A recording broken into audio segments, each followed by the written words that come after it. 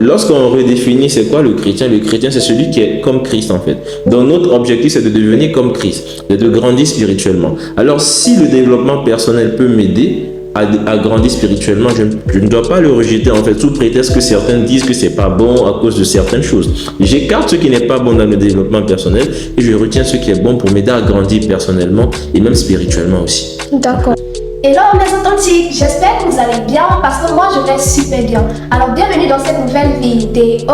Pour ceux qui ne me connaissent pas, je suis Zwake Dicho Brenda, passionnée de l'entretien du cheveu trapu, naturel, bouclé, frisé, de la danse, du développement personnel et de tout ce qui est spiritualité. Alors mes authentiques, la vidéo d'aujourd'hui est assez particulière car il s'agit d'un podcast que j'ai nommé Jeunesse authentique et équilibrée. Alors, pourquoi le choix de cette thématique? Tout simplement parce que nous voulons motiver les jeunes à prendre conscience de leurs valeurs personnelles et de leur identité en Christ. Nous voulons avoir des jeunes qui ont soif de devenir la meilleure version d'eux-mêmes tout en gardant leur authenticité. Pourquoi équilibrer? Car nous voulons avoir des jeunes qui savent faire la part des choses en toutes circonstances et dans tous les domaines de leur vie, que ce soit personnel, professionnel et spirituel. Alors, dans ce format de vidéo podcast, nous allons aborder plusieurs problématiques en rapport avec la jeunesse et leurs défis. Ceci étant dit, on va passer au premier épisode de ce podcast dont le thème est un chrétien peut-il aimer le développement personnel? Alors, pour traiter ce thème, je ne serai pas seule, je serai accompagnée d'un invité de qualité à qui je vais laisser le soin de se présenter. Bonjour Brenda. Bonjour. Bonjour les authentiques. Alors moi c'est Augustin, je suis créateur de blog d'édification sur la vie chrétienne et c'est pour moi un immense privilège de participer à ce podcast animé par l'authentique Brenda. Une fois de plus, merci pour l'invitation. Je t'en prie. Alors Augustin, aujourd'hui on va aborder un thème assez majeur qui date depuis des siècles mais qui continue toujours à créer des confusions dans la tête des chrétiens. Alors le thème est: un chrétien peut-il aimer le développement personnel? Qu'en penses-tu de cette problématique? Effectivement, c'est une question très intéressante qui suscite beaucoup de débats. Il y a certains qui pensent que non, un chrétien ne doit pas s'intéresser à tout ce qui est développement personnel. Beaucoup voient le côté négatif du développement personnel. Mais je pense que toute cette histoire, en fait, dépend de comment on conçoit le développement personnel. Tout à l'heure, si je vous demandais, selon vous, c'est quoi le développement personnel, peut-être qu'on serait bloqué. On a peut-être entendu parler du développement personnel, mais est-ce qu'on sait réellement c'est quoi le développement personnel? Alors, je pense qu'on doit d'abord poser les bases. On doit se dire, mais c'est quoi d'abord cette histoire de développement personnel? Et une fois que ça sera clair, alors je pense que chacun d'entre nous pourra répondre à la question. Exactement. Alors, pour moi, le développement personnel, c'est l'ensemble de pratiques et de méthodes aidant l'individu à pouvoir développer ses potentiels, à se connaître soi-même afin de pouvoir être épanoui dans sa vie au quotidien ou bien dans la société aussi. Tu sais, c'est intéressant ce que tu viens de dire. Moi, j'ai constaté que il y a beaucoup de personnes qui font du développement personnel sans savoir que c'est ça le développement personnel. Moi, par exemple, je l'ai découvert après que ça s'appelait développement personnel. Je vais prendre un exemple. Lorsqu'on était tous petits, on avait un rêve. On disait que non, quand je serai grand, je deviendrai ingénieur, je deviendrai médecin, docteur, ainsi de suite. On avait un rêve dans la tête. Et tout notre cursus scolaire, on essayait de tout faire pour réaliser ce rêve-là. Alors tout ce que je pose comme action, tout ce que je développe comme compétence, tout ce que j'essaie de travailler sur ma propre personne pour pouvoir réaliser ce rêve-là, en réalité, c'est ça le développement personnel en vrai. Et si je peux rajouter quelque chose sur ta définition, D'accord. Le développement personnel, c'est tout ce que je mets en œuvre pour pouvoir atteindre mes objectifs afin de réaliser mes rêves. Tout simplement. Excellent. Alors, je pense vraiment, Augustin, que ce qui crée la confusion dans la tête des chrétiens, c'est le thème développement personnel en soi. Parce qu'il y a certains chrétiens qui disent non, tu ne peux pas faire du développement personnel lorsque tu es chrétien. Parce que dans le développement personnel, en fait, tu ne te développes pas tes propres forces, tu fais tout pour ta gloire. Et en fait, c'est un peu comme si tu étais égoïste. lorsque tu fais le développement personnel. Et ils aimeraient, comme on dit plutôt, croissance spirituelle. Là, pour eux, ça passe. Mais quand tu dis développement personnel, ils croient que non, tu veux ôter les épaules, tu veux tout faire pour ta gloire et tu ne veux pas donner la gloire à Dieu. Donc, c'est un peu ça. Ouais, je comprends ceux qui pensent ainsi. En fait, il faut qu'on sépare les choses. Quand on parle de croissance spirituelle, c'est tout ce qui est en lien avec la vie spirituelle, n'est-ce pas? Exactement. Mais est-ce que le chrétien, sa vie n'est que spirituelle? Non. Le chrétien, c'est celui qui interagit avec deux mondes. Il y a le monde invisible qu'on peut appeler le monde spirituel. Il y a le monde visible dans lequel il est. Je vais à l'école, j'ai un travail, j'ai une famille, j'ai des amis, j'ai des collègues. Tout ça, c'est le monde physique, le monde dans lequel nous sommes actuellement. Et je dois adapter aussi ma manière de vivre dans ce monde-là. Et aujourd'hui, il y a beaucoup d'entre nous qui font des études pour devenir quelqu'un dans la société aussi. Et dans ce cas, on ne peut pas parler de croissance spirituelle parce que si j'essaie de quitter de la maternelle jusqu'à l'université, je suis en train de croître. Mais je ne suis pas en train de croître spirituellement. Je suis en train de croître quoi? De façon professionnelle, de façon personnelle. Voilà pourquoi on parle de développement personnel. En fait, c'est lié à ta vie personnelle. C'est propre à ta personne. Ce qui est propre à ta personne que tu essaies d'améliorer, tu essaies de faire grandir. Voilà pourquoi on emploie le terme développement personnel qui n'a rien à voir avec la croissance spirituelle. La croissance spirituelle, c'est tout ce que je fais pour essayer de grandir dans ma vie spirituelle en fait. Donc je me dis que c'est différent, c'est pas pareil. Et je veux prendre aussi l'exemple d'un étudiant qui en fin de cycle doit soutenir. D'accord. Pour soutenir, il a besoin de parler, de présenter son travail, effectué devant un jury. Mais là, il y a une compétence qui est demandée, c'est quoi? C'est la prise de parole en public. Oui.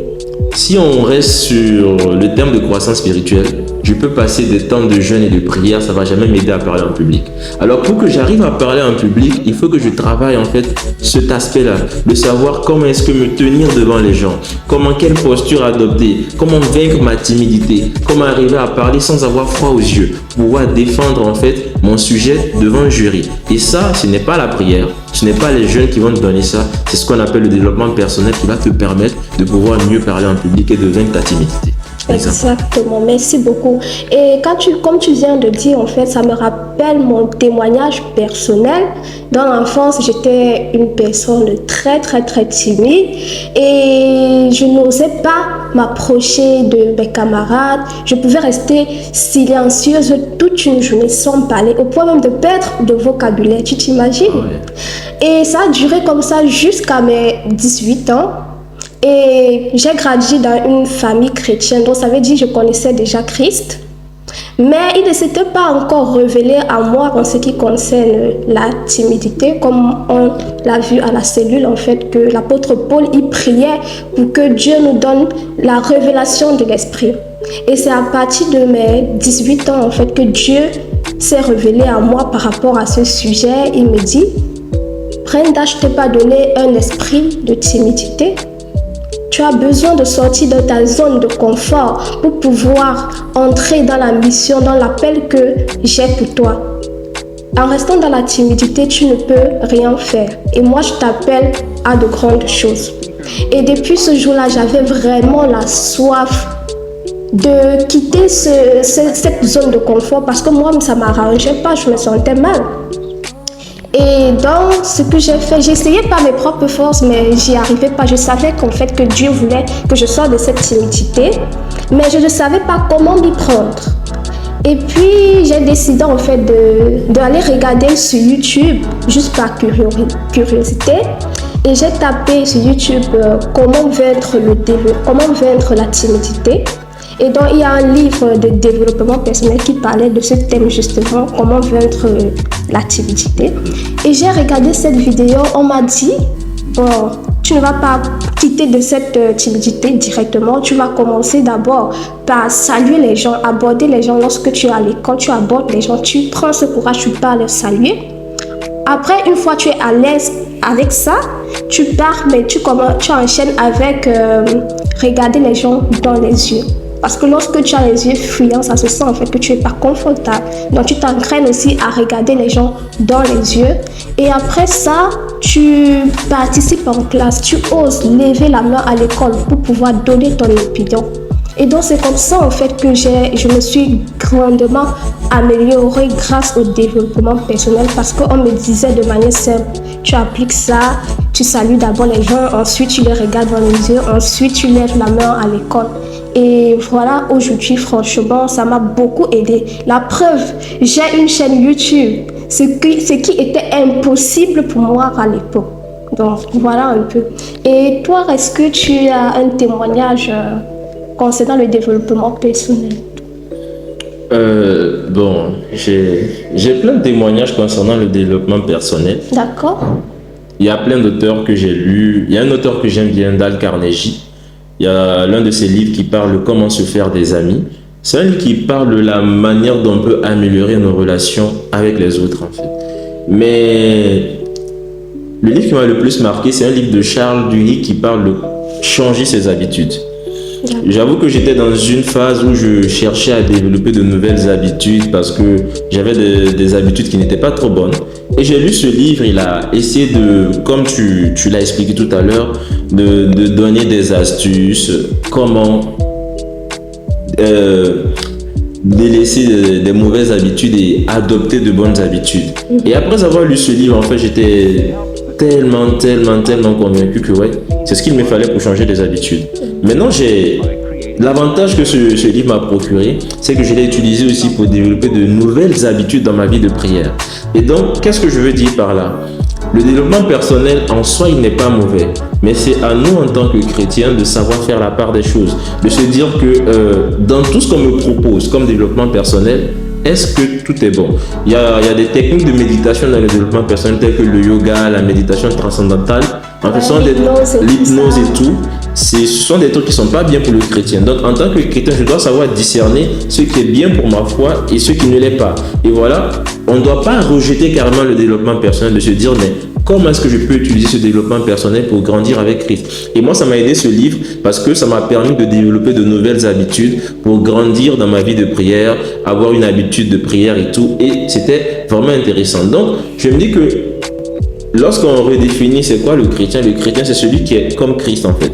Donc notre objectif c'est de devenir comme Christ, c'est de grandir spirituellement. Alors si le développement personnel peut m'aider à grandir spirituellement, je ne dois pas le rejeter en fait sous prétexte que certains disent que c'est pas bon à cause de certaines choses. J'écarte ce qui n'est pas bon dans le développement personnel et je retiens ce qui est bon pour m'aider à grandir personnellement et même spirituellement aussi. D'accord. Si je retiens bien quelque chose, c'est qu'il faut avoir du discernement et adapter les livres que tu lis en fonction de tes valeurs et de ton identité en Christ. Exactement, c'est ça. Exactement. D'accord, merci beaucoup.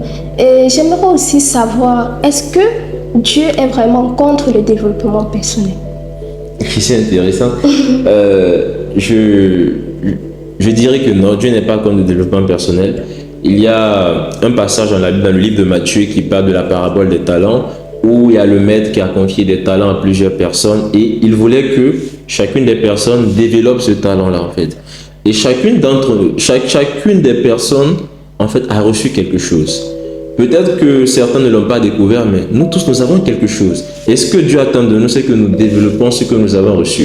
Croyez-moi, il y a certains qui sont même appelés au ministère de la prédication, de prêcher la parole, mais qui n'ont pas su développer cette compétence de la prise de parole en public et qui ne sont pas en train d'exercer leur ministère comme il le faut. C'est pas parce que je suis trop spirituel que je dois négliger aussi ces aspects-là, effectivement. Alors, c'est important de se dire que non, Dieu veut que je grandisse. Voilà pourquoi il est écrit aussi dans le livre de 3 Jean que je souhaite que tu prospères à tous égards. Dieu veut que nous progressions dans tous les domaines de notre vie, pas seulement spirituellement, mais même académiquement en fait. On est à l'école, on a besoin de progresser, on a besoin de comme j'ai pris l'exemple de la soutenance, de valider notre soutenance. Et tout cela passe par mettre en place des méthodes et travailler sur certains aspects de notre vie pour devenir meilleur. Et c'est ce que Dieu veut. Dieu ne veut pas que nous soyons médiocres dans notre vie, à l'école, au travail, dans notre relation avec les autres. Il veut que nous soyons excellents. Alors l'excellence aussi doit se refléter dans tous les domaines de notre vie. Alors si j'ai des astuces, j'ai certaines choses que je dois mettre en œuvre pour pouvoir grandir. Et Dieu, il n'est pas contre cela. tant que ce que je fais ne m'éloigne pas de lui. Je dois savoir que tout ce que je fais, c'est pour la gloire de Dieu. Si je suis en train de poser une action qui m'amène à m'éloigner de Christ, là, je sais que c'est pas bon. Voilà pourquoi il est important de savoir que tout est permis, mais tout n'est pas utile. Tout est permis, mais tout n'édifie pas. Donc, dans tout ce que je lis, dans tout ce que j'écoute comme développement personnel, je dois savoir que la finalité, ce n'est pas de me recentrer sur moi-même, mais la finalité, c'est de ressembler à Christ. Intéressant.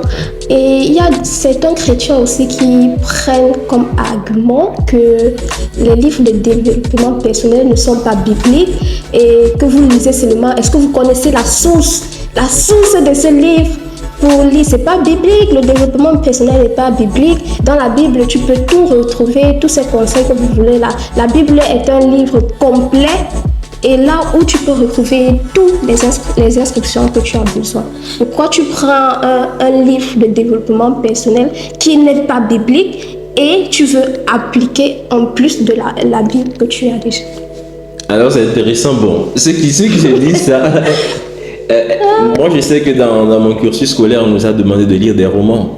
Les romans ne sont pas bibliques. Je pense qu'ils oublient aussi ça qu'ils ont fréquenté. Ils ont lu des livres, ils ont appliqué des théorèmes que ce ne sont pas des personnes chrétiennes qui ont créé ça. Du coup, on a lu les romans, on les a même étudiés à l'école, mais ce n'est pas parce que je suis chrétien que j'arrête d'aller à l'école parce que c'est un roman. Exactement. Si vous remarquez bien dans les livres de développement personnel, du moins ceux que j'ai lus, l'auteur il donne des astuces.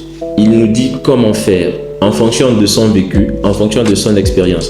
Et je dirais, nous tous, en fait, on a tous subi ça par nos parents. On sait que tout ce qu'on est petit, nos parents nous disent voici ce qu'il faut faire, voici ce qu'il ne faut pas faire. En fait, c'est du développement personnel, en fait. Nos parents nous aident à devenir de meilleures personnes dans la société, nous aident à mieux grandir. Du coup, on est obligé de les écouter. C'est vrai qu'ils ne nous récitent pas tout le temps des versets de la Bible. Parfois, ils nous disent des choses en fonction de leur vécu sur la terre, en fonction de leur expérience, en fonction de tout ce qu'ils ont traversé. Et le fait de les écouter nous permet aussi de grandir et de devenir de meilleures personnes. Et c'est ce que les auteurs font dans les livres, en fait. Ils n'inventent pas des choses qui sont contraires, pas tout en contraire à la parole de Dieu, mais ils racontent leur vécu dans des livres, ils racontent comment est-ce qu'ils ont traversé cela, comment est-ce qu'ils ont appliqué certaines choses pour avoir des résultats. Et c'est ce qu'il faut retenir dedans. Il ne faut pas se dire que je prends tout, comme je l'ai dit au début, mais de savoir que non, ils sont juste en train de nous aider, comme le faisaient nos parents, à devenir de meilleures personnes, tout simplement. D'accord. Ouais. Comme on peut bien le dire toujours, avoir le discernement.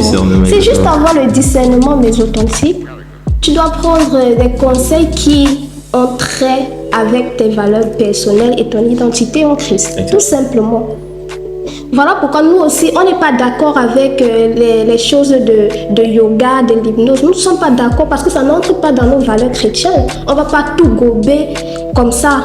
Vous voyez un peu mes authentiques. Alors, j'aimerais aussi poser cette question de savoir que est-ce que dans la Bible, est-ce que tu as des références bibliques où on parle de développement personnel ou bien les apôtres, les anciens, ou bien même Jésus a appliqué le développement personnel? C'est vrai que dans la Bible, c'est pas écrit développement personnel, mais je pense quand même dans la Bible aussi, il y a un peu du développement personnel. Tu en penses quoi? Oui, exactement. Je pense qu'il y a du développement personnel lorsqu'on même on lit le livre des Proverbes, par exemple. Il y a tellement de paroles de sagesse qui sont données, qui nous disent... Moi, je me rappelle plus du passage exactement, mais je sais qu'il y a un livre de Proverbes, si je ne me trompe pas, qui nous parle, par exemple, de la paresse. Oui. Et tout. Il nous exhorte à prendre l'exemple de la fourmi, à ne pas être paresseux dans ce qu'on fait et tout. Et en vrai, on sait tous que si on doit devenir quelqu'un dans la société, on doit atteindre nos objectifs. Voici ce qu'il faut éliminer, la paresse. Et il y a beaucoup d'auteurs qui en parlent dans leurs livres de développement personnel, d'éviter de procrastiner, d'éviter de remettre à demain, d'éviter d'être paresseux. En fait, c'est ça le développement personnel. On vous dit ce qu'il ne faut pas faire pour mieux atteindre vos rêves, pour mieux atteindre vos objectifs. Il y a tellement d'exemples dans la Bible. Je dirais que, en fait, la Bible est le premier livre dans lequel on peut trouver tout ce qu'il faut pour grandir personnellement, pour se développer. En fait, c'est un meilleur livre de développement personnel, si je peux dire ça. Exactement. Comme tu dis ça me rappelle le livre de Colossiens où l'apôtre Paul donnait des conseils au peuple colosse. de comment se tenir, comment faire pour améliorer les relations avec le Seigneur. Il dit il faut s'intéresser aux choses d'en haut. Et voilà, lorsque nous sommes morts en Christ, nous devenons une nouvelle créature et nous vivons en nouveauté de vie et que nous devons aussi briser, renoncer aux œuvres de la chair. Bon, moi je pense que ça c'est du développement personnel parce qu'il leur donne des conseils, il leur coach, il les enseigne. Exactement. Et c'est ça le développement personnel en fait. Ouais, exactement. Le développement personnel, ça touche plusieurs domaines. Comme je l'ai dit tout à l'heure, ça peut toucher le domaine de ta vie professionnelle, le domaine de ta vie familiale, de ta relation avec les autres, et ça peut même toucher le domaine de ta vie spirituelle en vrai. Est-ce que là, par exemple, l'exemple de l'apôtre que tu es en train de dire, que tu as pris tout à l'heure, si je l'applique, ça m'aide à grandir spirituellement, ça m'aide à développer ma relation avec Dieu, ça m'aide à avancer dans ma marche avec Dieu. Du coup, c'est aussi du développement personnel en vrai. En gros, ne soyons pas focalisés sur le terme. Le développement personnel, c'est le développement de ma personne. Ma personne doit grandir en fait. Quand ma personne est en train de grandir, je suis en train de faire du développement personnel de façon simple. Oui, parce que c'est aussi le désir de Dieu pour nous en tant que ses enfants. Dieu ne veut pas que nous restons statiques comme cet homme qui a caché son talent. Exactement. Dieu nous appelle à nous développer. Il nous appelle à faire de grandes choses dans notre vie.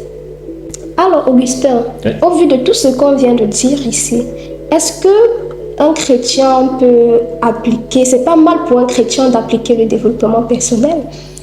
Oui, je peux dire que c'est pas un problème pour un chrétien de pratiquer le développement personnel, mais il faut faire attention.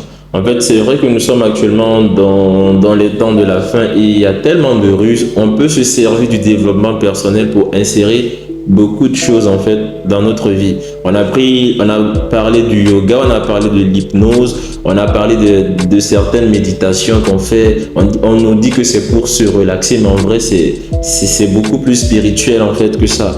Et en tant que chrétien, on doit savoir discerner les choses. Le développement personnel, on ne doit pas le rejeter, mais on doit se dire mais attends, ce qu'on me dit là, ce qu'on me demande de faire, est-ce que c'est contraire à ce qui est écrit dans la Bible? Si c'est contraire à ce qui est écrit dans la Bible, alors je la rejette en fait. Notre seul repère, c'est la parole de Dieu. Voilà ce qu'on nous a laissé. Donc, en tant qu'un chrétien, c'est celui qui se sert de la parole de Dieu pour vivre dans ce monde. Ce monde dans lequel nous sommes, il y a tellement de choses et notre unique boussole, c'est la parole de Dieu. Alors, un véritable chrétien, c'est celui aussi qui connaît la parole de Dieu. Parce que lorsque vous connaissez la parole de Dieu, vous ne vous laisserez pas tromper par n'importe quoi. On viendra vous proposer toutes sortes de choses et vous saurez discerner ce qui est bon de ce qui ne l'est pas parce que vous connaissez la parole de Dieu. Alors, un chrétien, d'abord, c'est celui qui a pour premier défi de s'intéresser, de connaître la parole de Dieu. Et en fonction de cela, il sera en mesure de savoir qu'est-ce que je retiens et qu'est-ce que je rejette dans le développement personnel. Sinon, le développement personnel en tant que tel, il n'est pas mauvais. Au contraire, il nous permet de grandir dans la société dans laquelle nous sommes. Il nous permet d'atteindre nos objectifs. Et l'un des pièges aussi avec le développement personnel, c'est que ça a parfois tendance à nous recentrer sur nous-mêmes. Il faut faire attention à se dire que non, je ne fais pas ça, je ne fais pas les choses pour devenir indépendant. Quand je sais que je pour ma propre gloire, en fait, je ne dois pas avoir cette impression de ne plus avoir besoin de Dieu, de ne plus avoir besoin de Christ. Lorsque ça commence à venir, alors je suis en train d'aller dans une mauvaise voie. Et il y a du développement personnel aujourd'hui qui peut nous proposer ces choses-là et nous dire que non, vous avez tout ce dont vous avez besoin pour évoluer dans la vie. Mais non, un véritable chrétien, c'est celui qui a besoin de Christ dans toutes choses. Alors, dans tout ce que je fais, dans mon développement personnel, je ne dois jamais perdre de vue l'objectif, qui est que mon objectif final, c'est d'atteindre la statue parfaite de Christ. Et j'ai toujours besoin de Christ, je ne peux jamais être indépendant de Dieu. Alors, s'il y a un développement personnel qui me propose quelque chose qui est contraire à ça, alors il a à rejeter et mettre à la poubelle. Sinon, il ne s'agit pas de rejeter le développement personnel. Pour ma part, je pense que c'est une bonne chose à garder en tant que chrétien. Ouais. D'accord, merci beaucoup Augustin. Merci à toi Brenda. Nous sommes arrivés au terme de cette vidéo. Ah ouais, déjà c'était vraiment intéressant. Franchement, c'était vraiment intéressant. Et mes authentiques, si vous êtes arrivés à ce niveau de la vidéo et que vous n'êtes pas encore abonné, abonnez-vous de grâce, likez, commentez et donnez-nous votre point de vue par rapport au développement personnel et la vie chrétienne. D'accord, mes authentiques? Alors, si vous voulez voir encore Augustin dans les prochains épisodes, je vais vous voir vous manifester dans les commentaires. Cette vidéo doit faire 1000 vues et sans gêne pour que Augustin revienne pour une prochaine thématique. D'accord, mes authentiques? Alors, Augustin, je vais te demander pour la fin de cette vidéo de résumer, de nous dire ce que tu en penses. Un chrétien peut-il aimer le développement personnel? Si on te dit de donner un conseil en une phrase ou bien de résumer, qu'est-ce que tu peux dire? En une phrase, ce que je peux dire, c'est que tout ce qu'on nous propose n'est pas mauvais. Comme la Bible dit, examinez toutes choses et retenez ce qui est bon. Donc, comment je peux retenir ce qui est bon? C'est parce que je connais la parole de Dieu. Un chrétien, c'est celui qui connaît la parole de Dieu et qui est capable de retenir ce qui est bon dans tout ce que le monde nous propose. Parce que on est dans le monde, mais on n'est pas du monde. Il y a le monde qui nous propose des choses. Donc, en fonction de ma connaissance de la parole, je pourrais tirer le meilleur dans ce qu'on me propose et rejeter ce qui est mauvais. Et c'est ce qu'on doit faire avec le développement personnel, tout simplement. Merci beaucoup, Augustin, d'avoir honoré à mon invitation. J'espère te revoir dans un prochain... C'est avec plaisir, c'est avec plaisir, c'est quand je suis à ta disposition. C'est pour moi un plaisir d'échanger sur ce sujet qui est assez intéressant et passionnant. En tout cas, à la prochaine, j'ai hâte de la prochaine invitation. Moi aussi, j'ai hâte. Franchement, c'était très intéressant. Je n'ai pas vu le temps passer. Pareil, oui. Waouh. Alors, mes authentiques, on espère que vous avez été bénis concernant ce thème et que vous allez vous tirer vous-même votre propre conclusion concernant le développement chrétien, le développement personnel et sa vie chrétienne. D'accord, mes authentiques? So, prenez soin de vous. Keep your smile and don't forget that God loves you so much. Bisous et à la prochaine vidéo.